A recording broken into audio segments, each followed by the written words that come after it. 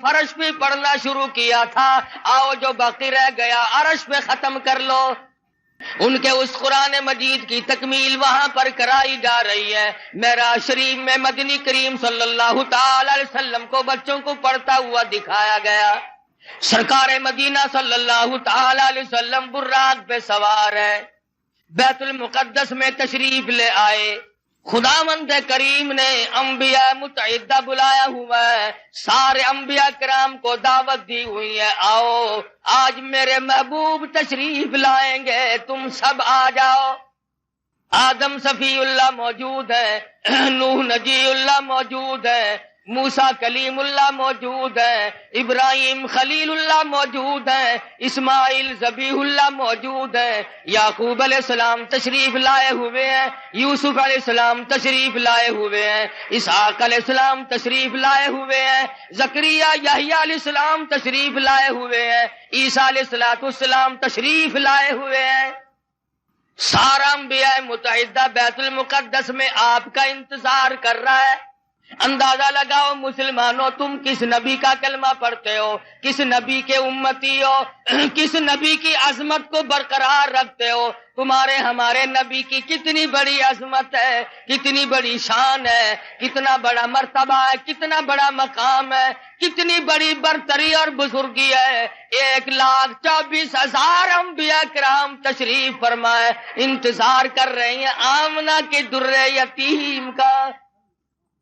بیت المقدس میں براق پہ سوار ہو کر کے پہنچے، آپ نے انگلی کا، حضرت جبریل امین نے انگلی پتھر کو لگائی، اس میں سوراخ بن گیا، براق کو وہاں پر باندھ دیا گیا۔ مدنی کریم صلی اللہ علیہ وسلم اندر تشریف لائے۔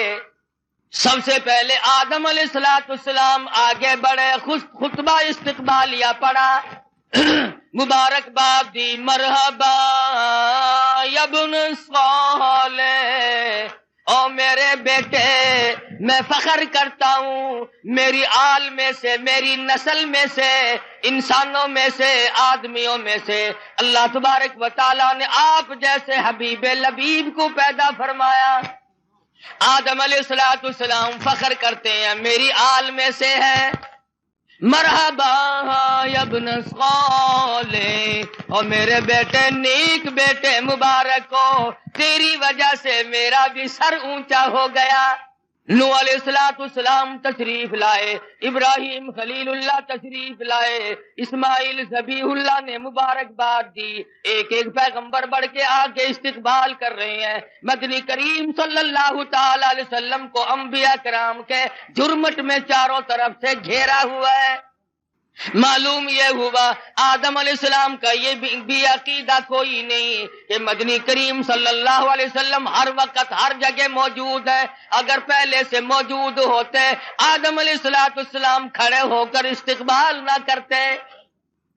ابراہیم خلیل اللہ کا بھی عقیدہ نہیں، موسیٰ کلیم اللہ کا بھی عقیدہ نہیں، عیسیٰ روح اللہ کا بھی عقیدہ نہیں، تمام پیغمبروں کا، انبیاء کرام کا، رسولوں کا کسی کا یہ عقیدہ نہیں۔ حضور تشریف لائے تو سارے نبی کھڑے ہو گئے۔ حضرت جبریل امین نے اذان دی، جبریل امین نے اذان دی بیت المقدس میں۔ آدم علیہ السلام فرماتے ہیں کہ میں سوچ رہا تھا میں ابو البشر ہوں، میں انسانیت کا ابا ہوں، سارے جہان کے لوگوں کا میں باپ ہوں، آج نماز پڑھانے کا منصب مجھے ملے گا، آج امامت کا سہرا میرے سر بندھے گا، میں سارے جہان کے انسانوں کا ابا ہوں، میں سب سے بڑا ہوں، سب سے پہلے پیدا ہوا ہوں، اس لیے امامت مجھے ملے گی۔ سیدنا نوح علیہ السلام سوچ رہے تھے مجھے ملے گی، میں نے اللہ کے نام کے لیے 950 برس مار کھائی ہے۔ ابراہیم خلیل اللہ سوچ رہے ہیں میرا نمبر لگے گا، مجھے آج منصب امامت ملے گا، میں نے بڑی مار کھائی ہے، چیخا میں مجھے ڈالا گیا، میں نے بڑی قربانیاں دی ہیں۔ ہر پیغمبر کا اپنا اپنا خیال ہو رہا ہے، ہر نبی کا اپنا اپنا زعم ہے، اپنا اپنا دل و دماغ کی سوچ و بچار ہے۔ جب اذان ہو چکی اس کے بعد محمد مدنی صلی اللہ علیہ وسلم کو جبریل امین نے مصلی کی طرف بڑھا دیا۔ کیوں بڑھا دیا؟ معراج جو ہے وہ ہزاروں مسئلوں کا حل ہے، ہزارہ مسئلوں کی صفائی ہو رہی ہے۔ آج یہاں پہ یہ مسئلہ بھی صاف ہو گیا کہ او آدم، بے شک تم انبیاء علیہ الصلوۃ والسلام کے بھی سارے جان کے انسانوں کے تم ابا ہو، لیکن میرے نبی کی موجودگی میں تم مصلی پہ قدم نہیں رکھ سکتے۔ نوح نجی اللہ، مانتا ہوں تم نے میرے نام پہ بڑی مار کھائی ہے، پر آج مسئلے بھی تو صاف کرنے ہیں۔ کالی کملی والے صلی اللہ علیہ وسلم کی موجودگی میں اے نوح علیہ السلام تمہیں مصلی پہ قدم رکھنے کی اجازت نہیں۔ ابراہیم خلیل اللہ، ٹھیک ہے آپ نے میری توحید کے لیے بڑی بڑی مار کھائی ہے، بڑی بڑی تکلیف اٹھائی ہے، بڑی بڑی پریشانیاں جھیلی ہیں، مگر کالی کملی والے صلی اللہ علیہ وسلم کے ہوتے ہوئے آپ کو مصلی پہ قدم رکھنے کی اجازت نہیں۔ ذبیح اللہ کو اجازت نہیں، کلیم اللہ کو اجازت نہیں، عیسیٰ روح اللہ کو اجازت نہیں۔ یہ مسئلے صاف کر دیے گئے، جہاں میرا نبی موجود ہو، نماز پڑھانے کے لیے تیار ہو، مصلی کے بالکل قریب ہو، کسی کو مصلی پہ چڑھنے کی اجازت نہیں۔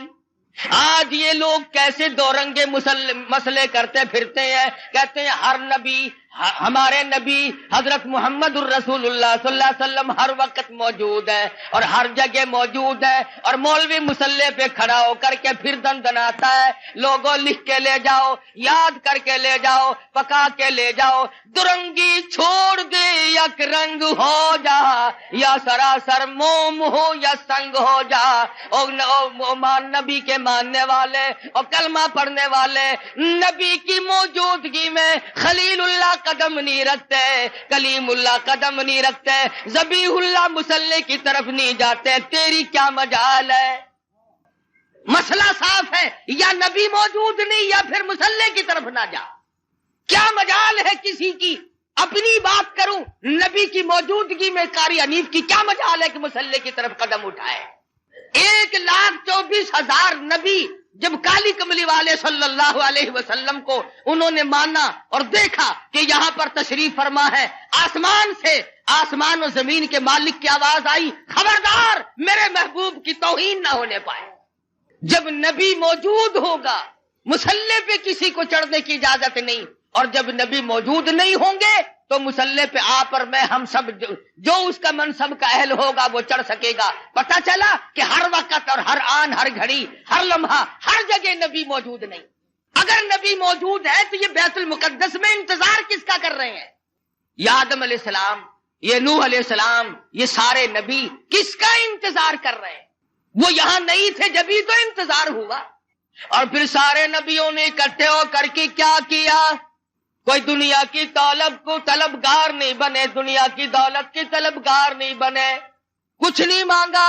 امام الانبیاء محبوب کبریا حضرت محمد مصطفیٰ صلی اللہ تعالی علیہ وسلم نے نماز پڑھائی، سارے انبیاء کرام نے اقتدا فرمائی، سارے نبی پیچھے کھڑے ہو کر محمد مدنی صلی اللہ علیہ وسلم کے پیچھے نماز پڑھی۔ آپ نے 2 رکعت نماز ادا فرمائی۔ نماز کے بعد جبریل امین نے آپ کے سامنے ایک دودھ کا پیالہ اور ایک شراب کا پیالہ رکھ دیا۔ مدنی کریم صلی اللہ علیہ وسلم نے دودھ کے پیالے کو اٹھایا اور نوش فرمانے لگے۔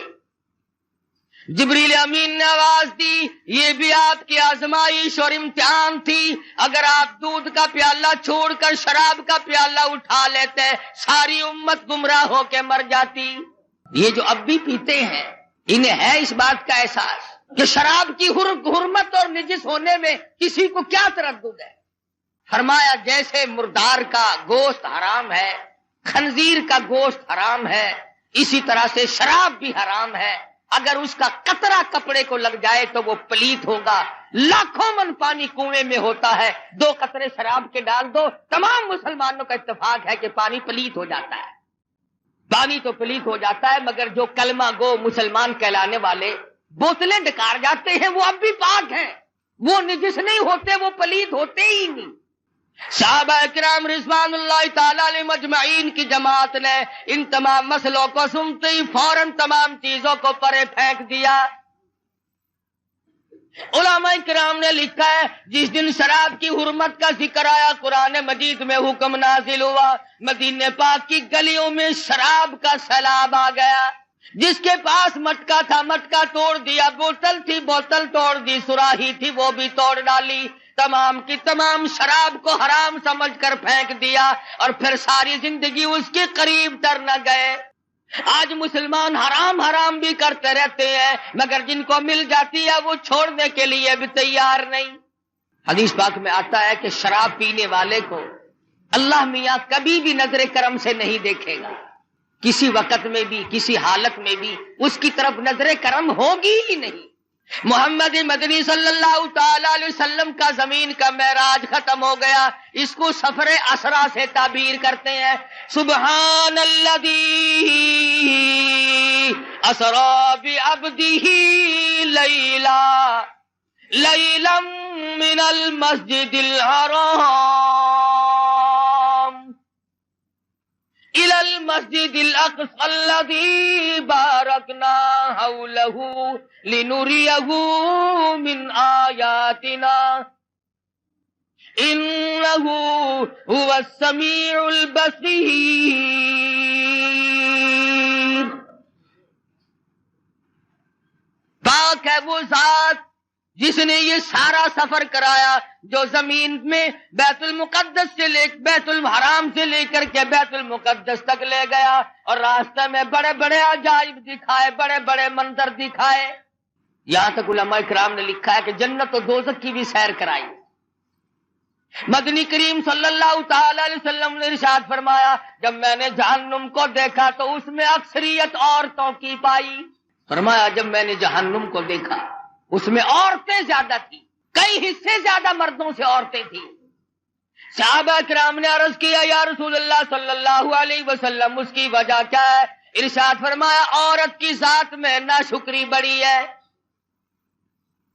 20 30 40 50 برس تک خامن اس کو کپڑا لا کے دیتا رہے، اچھے سے اچھا کھلاتا رہے، ایک دن اگر تنگی کا آ جائے تو فوراً کہتی ہے تیرے گھر میں ہم نے کبھی کچھ بھی نہیں دیکھا۔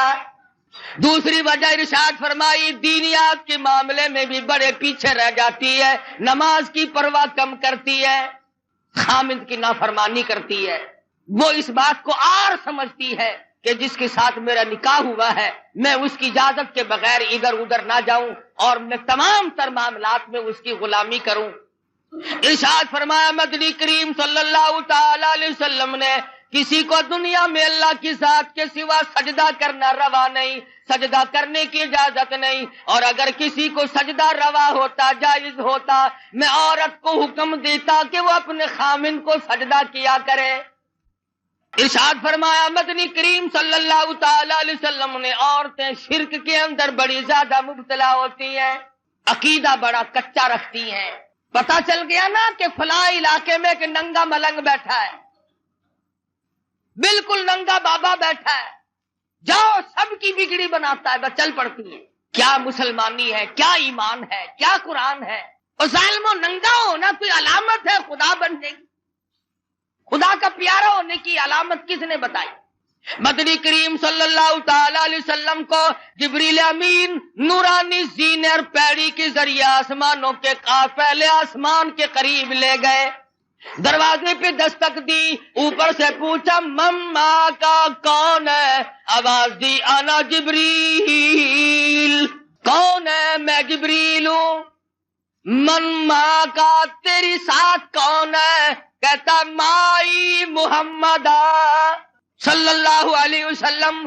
اور آسمان کے نوری فرشتوں تمہیں مبارک ہو، تم آج تک بڑے مشتاق تھے، بڑے منتظر تھے، تمہارے بڑے ارمان تھے، بڑی حسرتیں تھی، آج میری ساتھ محمد مدنی صلی اللہ علیہ وسلم تشریف لائے۔ پہلے آسمان پہ فرشتے قطار باندھے ہوئے تھے، دیدار کے مشتاق تھے، منتظر تھے۔ مدنی کریم صلی اللہ علیہ وسلم آسمان پہ پہنچے، فرشتوں نے دیدار کیا۔ مسلمانوں جس کے دیدار کے مشتاق اور آرزومند آسمانوں کے بیت المعمور کے فرشتے ہو، ان کے دیدار کے تم مشتاق کیوں نہیں بنتے؟ مبارک ہے ان لوگوں کو جن کو اس دنیا ہی میں حضور کی زیارت ہوئی۔ مولانا مظفر حسین کاندھلی رحمت اللہ علیہ پانی پس سے کاندھلے تشریف لے جانے لگے تو راستے میں مسجد آئی، ویران سی مسجد ہے، آباد نہیں ہے، تو مولانا نے اذان دی اور نماز عشاء کے قریب ایک آدمی آیا اور 3 روٹیاں لا کر کے حضرت مولانا کے حوالے کر دی۔ مولانا نے روٹیاں کھا لی، نماز پڑھی، سو گئے۔ فرماتے ہیں مجھے ایک ہی رات میں 3 مرتبہ مدنی کریم صلی اللہ علیہ وسلم کی زیارت ہوئی، 3 مرتبہ دیدار نصیب ہوا سرکار دو جہاں حضرت محمد الرسول اللہ صلی اللہ علیہ وسلم۔ فرماتے ہیں میرا دل للچایا، مجھے حسرت آئی، میری آرزو ہوئی کہ یہ تو بڑی مبارک جگہ ہے، مجھے یہیں ٹھہرنا چاہیے، میں یہ جگہ چھوڑ کے نہیں جاتا۔ اگلے دن وہی قیام کیا۔ اگلی رات آئی، وہی نماز کا وقت آیا اور ایک آدمی آیا اور اس کے ہاتھ میں 2 روٹیاں تھی۔ مولانا فرماتے ہیں میں 2 روٹیاں کھا کر کے سو گیا، اس رات میں مجھے 2 مرتبہ حضور اکرم صلی اللہ علیہ وسلم کی زیارت ہوئی۔ میں بڑا حیران ہوا کہ کل تو 3 دفعہ ہوئی تھی، آج 2 دفعہ ہوئی ہے۔ تیسری رات جب آئی تو وہی آدمی آیا، ٹھہرا ہوں، پہلی رات کو 3 مرتبہ ہوا، دوسری مرتبہ 2 رات ہوا، آخری رات 1 دفعہ ہوا، اور میں یہ سمجھ گیا ہوں کہ یہ بات اس جگہ کی نہیں، تو کون اللہ والا ہے جس کی جتنی روٹیاں کھائیں اتنی مرتبہ حضور کی زیارت ہوئی۔ تیرے گھر کی 3 روٹیاں پہلی رات تو کھائی تو 3 مرتبہ دیدار ہوا، دوسری رات 2 کھائی تو 2 مرتبہ دیدار ہوا، تیسری رات 1 کھائی تو 1 مرتبہ دیدار ہوا۔ تو ایسا کیا عمل کرتا ہے؟ محمد مدنی صلی اللہ علیہ وسلم نے ایسے لوگوں کے دلوں میں محبت پکڑی ہے، امت کے وہ لوگ جو سب کچھ قربان کر دیں۔ وہ آدمی کہنے لگا مولانا مزدور آدمی ہوں، پہلے دن میری مزدوری اتنی بنی تھی کہ 3 روٹیوں کا آٹا تھا اور ہمارے گھر میں فاقہ تھا، میں 1 روٹی لے کے چلا، بیوی نے پوچھا کہاں چلے ہو، میں نے بتایا مسجد میں ایک مسافر ہے، وہ کہنے لگی میری بھی لے جاؤ، میں بھی فاقی پہ فاقہ کر لوں گی۔ چھوٹے بچے نے پوچھا ابا روٹی کہاں لے چلے؟ کہا بیٹا مسجد میں مسافر ہے، تو کہا ابا میری بھی لے جاؤ۔ فرمایا میں اپنی بھی، بیوی کی بھی، بچے کی بھی، تینوں کی لے آیا تھا، اور دوسرے دن بچے کی حالت خراب ہو گئی، میں نے اور میری بیوی نے تیسرے دن بھی فاقے پہ فاقہ کر لیا، اور آج 4تھا دن جب ہو گیا تو بیوی کی بھی حالت خراب ہو گئی، اس کے نام کی بھی اس کو دے آیا ہوں، کل کو 5واں دن ہو جائے گا، مجھے اپنا اعتبار نہیں، اس لیے عرض کرتا ہوں کل کو آپ یہاں پر تشریف نہ رکھیں۔ اس دنیا میں، اس زندگی میں جہاں جیتے جاگتے بے شمار لوگ ایسے ہیں جن کو محمد مدنی صلی اللہ علیہ وسلم کی زیارت ہوئی، مگر شرط یہ ہے کہ آدمی سنت کا تابع دار ہو، پیروکار ہو، محمد مدنی صلی اللہ علیہ وسلم کی غلامی وہ اس قدر کرتا ہو، اس کی زندگی سنت کے راہ پر ہر وقت مر مٹنے کے لیے تیار ہے۔ ہمیں تو سنتوں سے آر ہے، ہمیں سنتوں سے نفرت ہے، بدعت سے پیار ہے، اور ہم ایسے لوگوں کو بڑا تلاش کرتے ہیں۔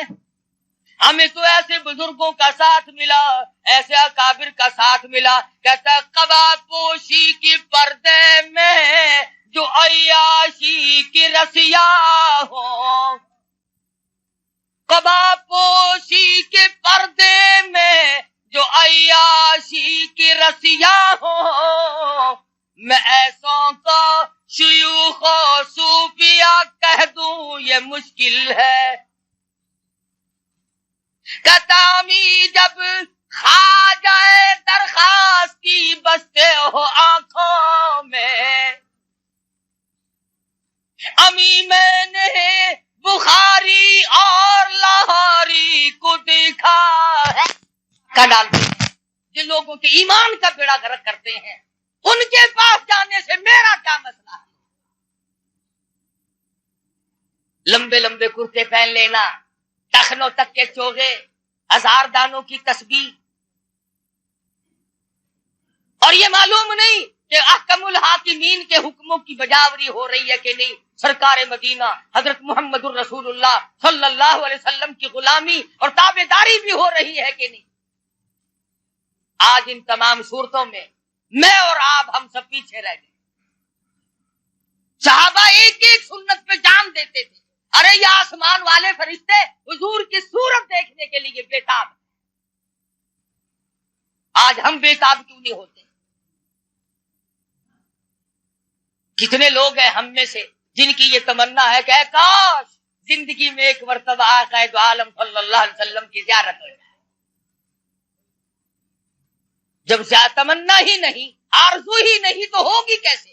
اور کون سی وہ صورت بنے گی جس صورت میں جا کر کے ہم ان تمام چیزوں کو کامیابی سے ہمکنار کر سکیں گے؟ خداوند کریم نے اتنا اونچا مقام، اتنا اونچا مرتبہ عطا فرمایا کہ سدرۃ المنتہا کے فرشتے منتظر کھڑے ہیں، بیت المعمور کے فرشتے، نوری فرشتے منتظر کھڑے ہیں، جبریل امین ساتھ آئے ہیں، سارے آسمان میں شور مچا ہے، آؤ زیارت کرو امام الانبیاء۔ پھر ان کو نکالنا، درجات سے منع کرنا کہ جی یہ تو انسانوں میں سے بھی نہیں، یہ تو آدم علیہ السلام کی آل میں سے نہیں، یہ کوئی مسائل ہے؟ کھلی ہوئی بات کا انکار کرنا۔ حضور اکرم صلی اللہ علیہ وسلم تشریف لے جا رہے ہیں، بیت اللحم آیا جہاں عیسیٰ علیہ السلام پیدا ہوئے تھے، وہ مقام آیا۔ جبریل امین نے عرض کیا یا رسول اللہ تشریف لے آؤ، نیچے اتر آؤ، یہاں 2 رکعت نماز ادا کرو۔ یہ مولود عیسیٰ ہے، یہ عیسیٰ علیہ السلام کی پیدائش کی جگہ ہے، آپ یہاں پر نیچے نزول فرمائیے۔ مدینہ پاک آیا، فرشتے نے بتایا کہ یہ آپ کی ہجرت گاہ بنے گی، آئیے نیچے 2 رکعت نماز ادا کیجیے۔ ہر مقام پہ نماز ادا ہو رہی ہے۔ سوال کرو پروردگار عالم کیا بات ہے، لفظ عبد کیوں استعمال کیا؟ کیوں نہیں فرمایا اسرا بنبیہ؟ میں نے سیر کرائی اپنے نبی کو، اسرا برسولہ، کیوں نہیں فرمایا اسرا بنورہ؟ نہیں فرمایا۔ فرمایا او لوگو تمہیں کیا معلوم ملاقات والی رات ہے، معراج والی رات ہے، خدا کی قسم اس رات کی عظمتوں کا کیا کہنا جس رات کو امام الانبیاء محبوب کبریا حضرت محمد مصطفیٰ صلی اللہ علیہ وسلم مہمان بنے ہوں۔ اللہ کریم میزبان بناؤ۔ الى المسجد الحرام الى المسجد الاقصى، مسجد اقصی تک درمیان میں چل رہے ہیں۔ ایک عورت آتی ہے اور حضور اکرم صلی اللہ علیہ وسلم کو سلام کہتی ہے۔ حضور اس کو جواب دینے لگے، جبریل امین نے روک دیا کہ آپ اس کے سلام کا جواب نہ دیں ورنہ پوری امت گمراہ ہو جائے۔ ہاں پوری امت گمراہ ہو جائے گی۔ کیوں؟ کہ یہ دیکھنے میں عورت ہے، یہ حقیقت میں دنیا ہے جو گمراہ کرتی ہے لوگوں کو، آپ اس کے سلام کا جواب نہ دیں۔ پتا چلا کہ عورت کا روپ دھار کر دنیا میں معراج والی رات میں پیغمبر خدا صلی اللہ علیہ وسلم کے سامنے آئی۔ آج آپ تجربہ کر لیں، پوری دنیا کو اس وقت عورتوں نے لپیٹ رکھا ہے۔ اچھا بھلا آدمی حاجی نمازی ہوتا ہے، نیک ہوتا ہے، ذرا سا منہ بنا کر کے بیوی کہتی ہے آسے پاسے ہر کسی کے گھر ٹی وی لگ گئی ہے، ساڑھے گھر کا ہی نہیں، تو اون ویلے سو دے حاجی دی جان نکل جاندی ہے۔ جو بچارہ اے آکھے نا تیری طبیعت سیٹ نہیں رہندی، آکھے کیویں طبیعت سیٹ رہے، کوئی ویلا گزرن دے تساں میرے واسطے ہیلا کیتا ہے؟ کوئی ریڈیو، کوئی ٹی وی، کوئی ٹیپ، کوئی سے ہووے نا. قبر کا بالکل فکر نہیں. تمام لوگ ایک دوسرے کے ساتھ رو میں بیٹھے ہیں، اور پھر دوسروں کی عورتوں والی بات تو دنیا کیا کرتی ہے. فلانے ملک کی عورت یوں ہے، فلانے ملک کی عورت یوں ہے. اور پاکستان کے مسلمانوں، تمہیں شرم نہیں آتی؟ تم ٹی وی پہ، فلموں پہ اپنی بیٹیوں کے ناچ دیکھ کر بڑے خوش ہوتے ہو، اپنی بہنوں کو ناچتا ہوا دیکھ کر، بدماشی کرتے ہوئے دیکھ کر بڑے خوش ہوتے ہو.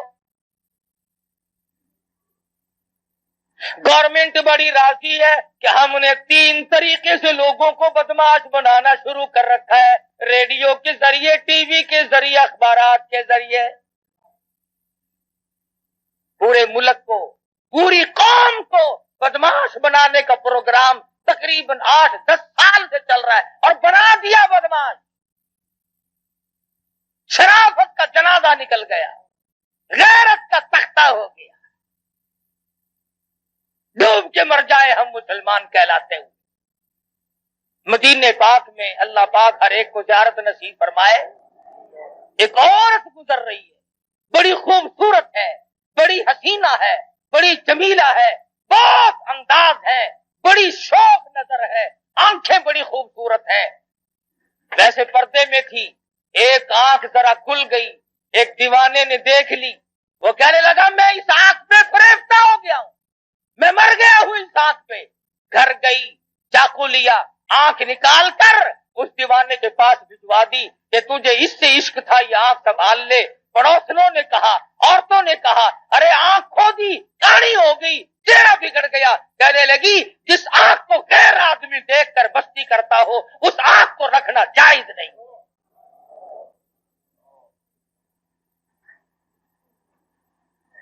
کہاں گئی وہ غیرت مسلمانوں؟ ایک دوسرے پہ تنقید ہے، ایک دوسرے پہ تمسنا ہے. امیروں سے لے کر غریبوں تک، فقیروں سے لے کر بادشاہ تک بے پردگی عام ہے. اور ہماری یہ کوشش بھی نہیں. حدیث پاک میں آتا، فرمایا نبی کریم صلی اللہ تعالی علیہ وسلم نے، ایک عورت جب گھر سے اعلیٰ درجے کے کپڑے پہن کر، خوشبو لگا کر نکلتی ہے، میک اپ کر کے نکلتی ہے، 18 شیطان اس کے ساتھ چلتے ہیں. منہ چڑھا دیا غیرت کا. تو حضور اکرم صلی اللہ علیہ وسلم کو جبریل امین نے کہا کہ آپ اس کے سلام کا جواب نہ دیں. حضور نے جواب نہ دیا، آگے چلے. فرماتے ہیں نبی کریم صلی اللہ علیہ وسلم، میں نے ایک مخلوق دیکھی، میں نے لوگ دیکھے، بہت زیادہ تھے، ایسا بدبودار، ایسا سڑا ہوا، ایسا عفونت والا گوشت کھا رہے تھے. حضور فرماتے ہیں اگر ایک رتی کے برابر دنیا میں ظاہر کر دیا جائے، پوری دنیا بدبو کی وجہ سے تباہ و برباد ہو جائے. ایسا گوشت لوگ کھا رہے تھے، ہزاروں کی تعداد میں تھے، لاکھوں کی تعداد میں تھے. ایسا گوشت کھایا جس کے کھانے سے بدبو آ رہی تھی، وہ سڑا ہوا گوشت تھا. صحابہ کرام نے عرض کی یا رسول اللہ وہ کیا چیز تھی؟ ارشاد فرمایا امت کے جن لوگوں پہ زکوٰۃ فرض اور واجب ہے، زکوٰۃ کو روک کر جو اس مال کو کھاتے ہیں ان لوگوں کو وہ گوشت کھانا پڑے گا. حضرت شاہ عبدالعزیز دہلوی سب قید رحمت اللہ علیہ، ان کے زمانے میں ایک آدمی تھا، امیر آدمی تھا لیکن بخیل تھا، اپنی اولاد کو بھی خرچ کرنے کے لیے پیسے نہیں دیا کرتا تھا. جس وقت اس کی موت آئی تو لڑکے نے غصے میں آ کر اشرفیوں کی تھیلیاں اپنے باپ کے ساتھ قبر میں رکھ دی کہ ہمیں دنیا میں برتنے کو نہیں دی، اب ہم استعمال نہیں کرتے، دفع کر اپنے ساتھ ہی لے جا. قبر میں رکھ دی، دفن کر دیا. کچھ دنوں کے بعد لڑکے کی حالت غیر ہو گئی، غریب اور قلاش ہو گیا. دل میں آیا اچھا نہ کیا وہاں رکھ دیے، آج کام آ جاتے ہیں۔ دوسرے مرحلے میں دل میں یہ بات آئی کہ اب کون سا کوئی اٹھا کے لے گیا ان کو، نکال لاؤ، ہمت کرو۔ بس رات کا وقت تھا، اوزار لیے، کئی لی، کسی لی، اور جا کر باپ کی قبر کھود دی۔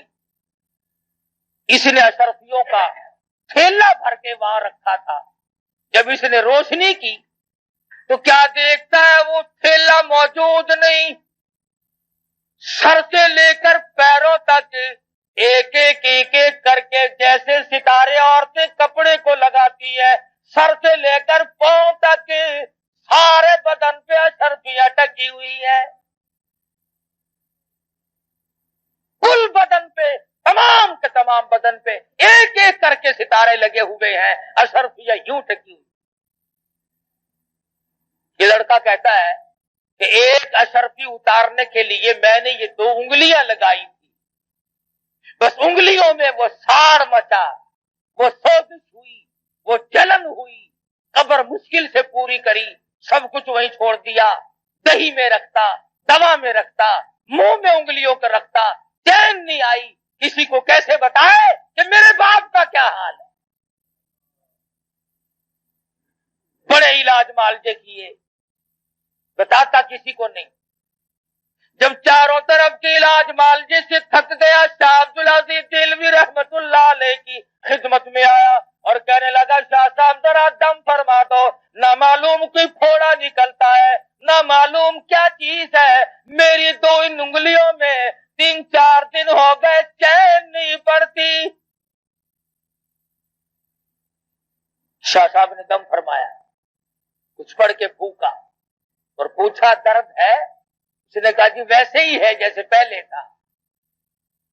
شاہ صاحب نے پھر کچھ پڑھا اور دم فرمایا اور پوچھا کچھ فرق پڑا؟ اس نے کہا نہیں جی ویسا ہی درد ہے جیسے پہلے تھا۔ پھر تیسری مرتبہ شاہ صاحب نے کچھ پڑھا اور دم فرمایا اور پوچھا کہ کچھ کم ہے؟ اس نے کہا نہیں جی جو کا تو ہے اس میں کوئی فرق نہیں آیا۔ اللہ اکبر۔ شاہ عبدالعزیز دہلوی رحمت اللہ علیہ فرمانے لگے، پھر یہ سوزش، یہ جلن پھوڑے کی نہیں، پھنسی کی نہیں، یہ جلن کسی آگ میں جلے ہوئے کی نہیں، یہ کسی تکلیف کی نہیں، ایسا معلوم ہوتا تیری انگلیاں جہنم کی آگ میں جلی ہوئی ہے۔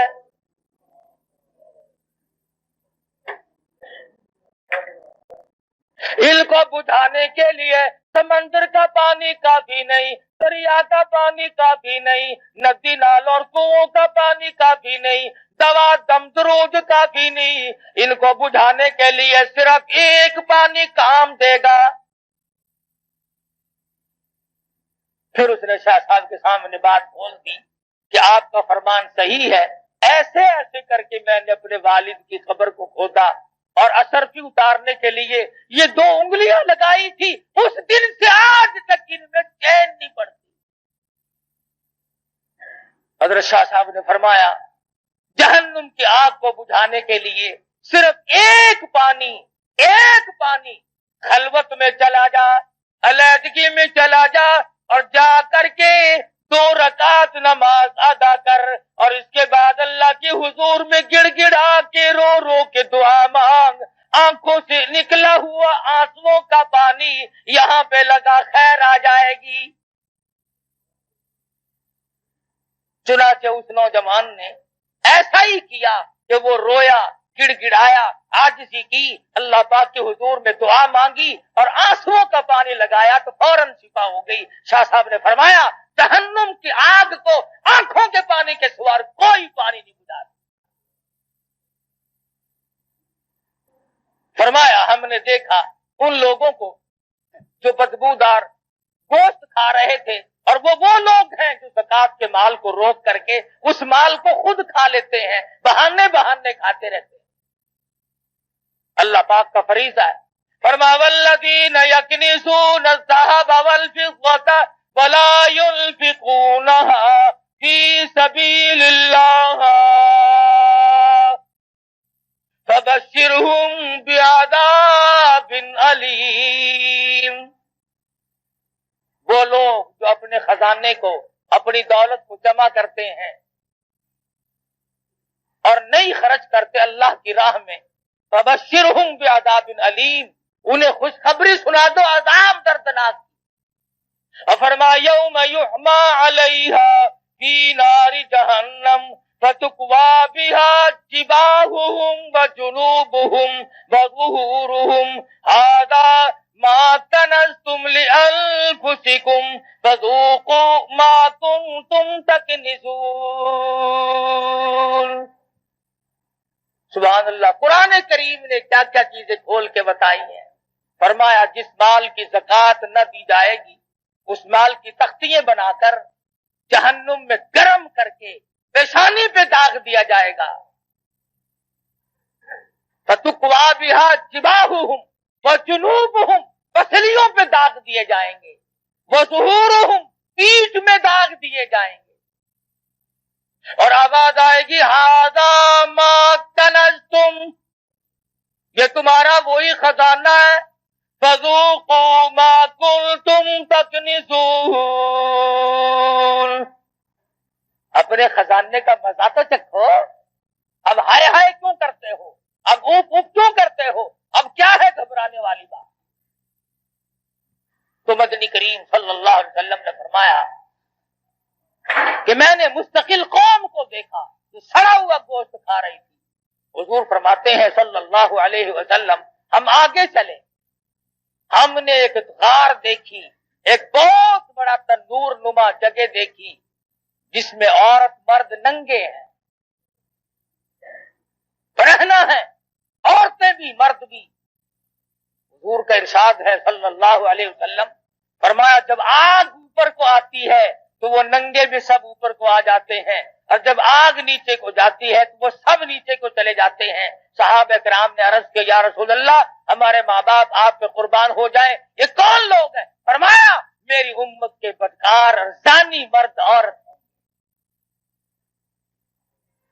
ایک اور حدیث میں ہے کہ زانیوں کی یہ پہچان ہوگی کہ ان کی پیشاب کی جگہ سے ہزاروں لاکھوں من پیپ بہے گا،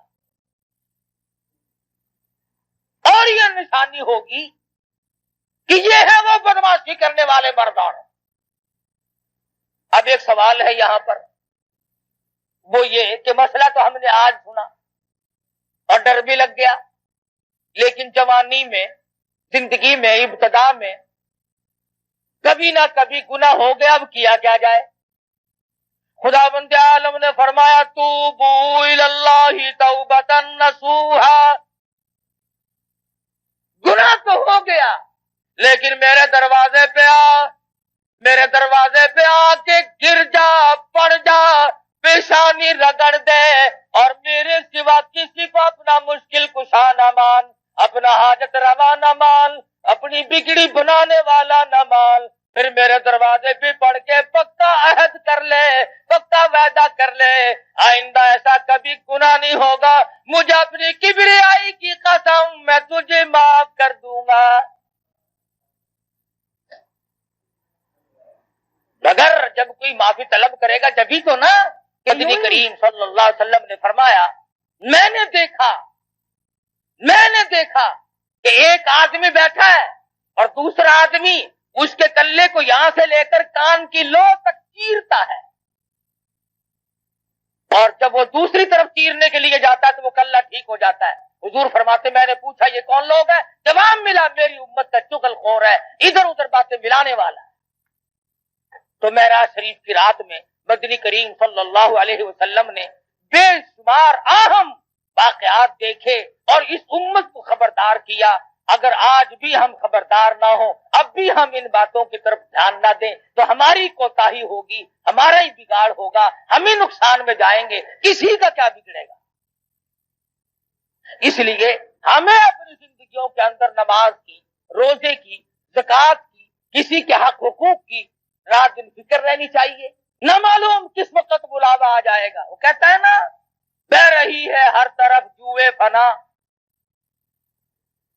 ہر سب کے سب ہے راہ رو سوئے فنا، بہ رہی ہے ہر طرف جوئے فنا، اور آ رہی ہے ہر چیز سے بوئے بنا، ارے نہ تم رہو گے نہ میں رہوں گا، ہم سب ایک دن قبر کے کیڑوں کی نظر ہو جائیں گے۔ اپنے زندگی کے بارے میں سوچو اور اس پر عمل کرنے کی کوشش کرو۔ اللہ پاک مجھے اور آپ کو اس معراج والے نبی کے طفیل معاف کر دے، معراج والے نبی کے صدقے میں ہماری نجات فرما دے۔ وآخر دعوانا ان الحمدللہ رب العالمین۔